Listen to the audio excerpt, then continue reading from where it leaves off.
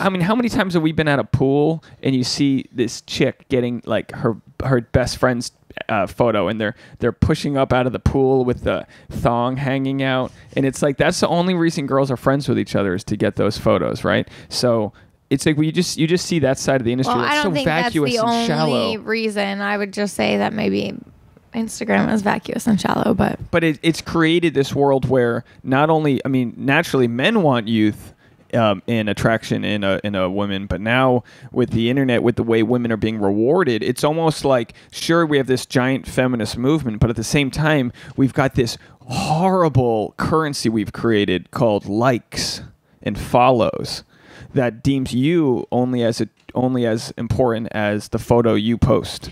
yeah, you know what? Okay, I was thinking about this last night, but I was stoned and I knew you were stoned too. So stoned. I didn't even want to bother telling you this because I like had this like light bulb moment when I was sitting in the tub that was like, algorithms decide these days whether or not you are like important, right? Yeah. That It's like decides the your new status. power. Yeah, it's the new Like our status. buddy what's if his you name? if you post a photo or a status, right? Because some of your status get hundreds and hundreds of comments, and then other things crickets. But right? it used to be gratitude And would same give you with- good comments, and now it's no. You got to talk about guns. And same with photos. It's like you post something, and within the first 2 minutes, it has decided whether or not you're probably important and whether or not people probably want to see this thing. Yeah. It's really interesting. It knows how long someone's staring at your photo. It knows if they've commented. So what happened with my gender comments 2 weeks in a row is that they got so much discussion that it became front page news on every single person's social media. That was a part of this, that followed. And look, and the thing I've learned is that I was going on stage afterwards talking about it, and I was getting the attention of every guy there. And this isn't a men's rights movement. This is men needing to understand that, like, if you hear what I'm saying, we've got thousands of people that listen, and not one person. I mean, our friend Hannah, who listens, once emailed me or texted me, and she was like, "Dave, you're fucking wrong. You need to chill out with your point." I don't remember what it was, but so I do listen to the critiques that come, but not when it's some stranger saying he's a fucking moron. Yeah, but hey, do you remember like I posted like a Bernie thing? I talk about that all the time. That's my case study. Right? But you're acting exactly the same way. You're acting like you don't have a safe space to talk about this. Well, guess what? Women haven't had a safe space to talk about stuff ever. Right. But like, if you really want to be enlightened, you should come from a place of not needing to say your own point, but a space where it's a real conversation and you're really listening. Sure. And you're talking about all these dudes coming up to you and being and like needing support, like wishing that they could say the things that you said. That just proves how like systemic this is on both sides. Yeah. Because I know when a female comedian or someone becomes popular, other women flock to them and go, "Oh my gosh, I think you talk about your vagina in a way I've never heard." And I don't even mean that lightly. Like, women deserve the right to do all their comedy on their vaginas. You know what I mean? It's a complex organ or sets of organs. There are flaps and pulleys and shoestrings and meat curtains and vulvatic... you're making yourself look bad. But men, we got a dick and a scrotum, which, by the way, I know I told you this. I was trying to get busy yesterday with Tasha, and she noticed blood on my boxer briefs. It's so funny how how I've run out of shame to talk about stuff like this. And you were like, "What the fuck, Dave?" Like, I mean, that could have been like, I was banging some chick on her period. Could have been a whole myriad of things. That's not what I thought but of. the truth, and I had already told you this, is that I had a bad ball shaving experience the night before, and I guess I didn't change my boxer briefs. I shaved. No, here's what that's happened. what you should have shame about. How often you do not change your socks and underwear often enough. I've seen a million times. I would say 50% of the time you pick up dirty socks off the floor and put them back on, which is why you have a foot fungus. It's the same way I deal with toast. I blow the hair off the toast and I put it back on my body. I shaved. I was clipping my balls that have a trimmer, same one I use for my face. choice, no shame, and you use You it have on your no vagina, so you can cool it with No your shame. no shame.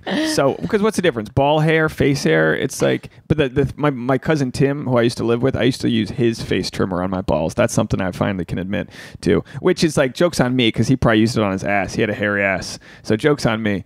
But every guy listening has stolen their buddy's beard trimmer and used it on their balls or pits or asshole. So it's true. And if you haven't, then you're not living. The point is that I got in there on the scrotum. I wasn't even trying to get too close, but it's my back's a little sore. It's hard to bend over and get everything. And I got that moment where I kind of like I don't want to hear when about when this. you're mowing the lawn and You run over a tennis ball.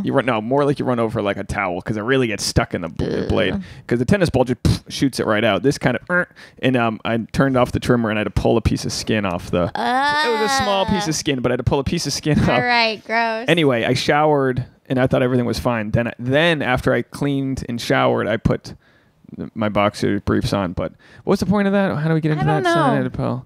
Bloody hair. I have no idea about the shame. But the point is that yes, I understand that men and women are different. Women can talk about vaginas. I'll talk about my bloody balls. And the point is that while I respect that women have a forum, I think it's very, very important for men as well. And I mean this too for Republicans and Democrats. I mean, this the liberal whole movement thing to is that silence it should people. be a conversation. And like, yes, it sucks to feel silence, but you got to understand that that's been our experience since forever. So like, maybe cool it on like the woe is me. Okay, but let's take it to the next level because it's not a huge woe is me. It's just like this needs to be addressed now. And I don't mean this with you. I just mean this with society. This silencing professors. Since when has any like positive change happened overnight? It doesn't. No, but this is bad. This is bad. What's going on? The free speech it's. Why wasn't it bad when it was happening to us? No, but now it's happening. It's happening on the professor or the college level. It's happening where we're. But okay, you were just talking about unfair dress code, right? I just saw this thing about some all-girls school where like they have to have their knees covered because their knees might distract their male professors. Right? Grown ass men might be distracted by knees. Isn't that a bigger problem? No, the truth is men will be distracted. You just got to deal with it. That's part of life. You have to deal with it. That women we are have to beautiful. deal with it? No. Men have to deal with it. You don't understand. I'm on your side, and that's the point. I'm on your side. So in this instance, when this girl that I was kind of having an argument with, she screen grabbed everything I said and put it on her wall and shamed me. But the interesting part is that a lot of people... While they they were like, oh, fuck him. A lot of people were like, oh, Dave's a good guy. You should give him a chance. Like, this is a weird conversation. There has to be a quote-unquote verified aspect to it where it's like, I have earned the right to have this conversation. If you don't want to have it, fine. But if you do want to shame me, at least talk it out with me because you're having it in a public forum, which you're never going to get the benefit of the doubt in a public forum with a bunch of strangers judging you.